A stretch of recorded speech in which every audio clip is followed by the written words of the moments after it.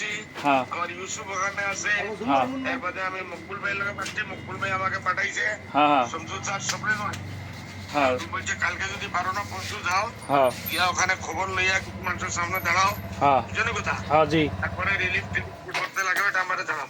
হুজুর পরশু আনা দেবেন ইনশাআল্লাহ। ফকিরগঞ্জে মোটামুটি 5-6টা গাঁও বর্তমান একেবারে জলমগ্ন।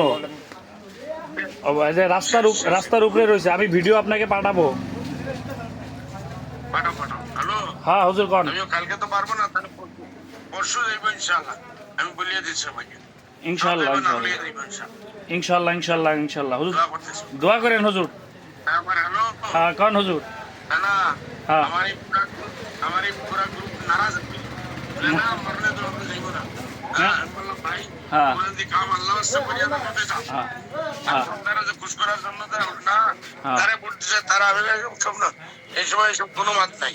হ্যাঁ হ্যাঁ মানুষ বিপদে আছে, হ্যাঁ। আমরা ওখানে গিয়ে দাঁড়াইতে লাগে, বাস আল্লাহর হুকুম, আল্লাহ আল্লাহর রকম রাসূল। হ্যাঁ আল্লাহ যেটা ভাগ্য রাখে ওটা হবে, কিন্তু হুজুর আপনি মানুষের পাশে দাঁড়াবেন এটাই আমরা আশাবাদী আর কি।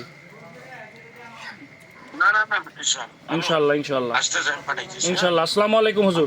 কালকে অফিসে ডিস্টার্ব করে, হ্যাঁ এরা কালকে তোমার এখানে না গেলে পরশু যাইবো, ঠিক আছে। ডিসি অফিসে আমি পাঠাই।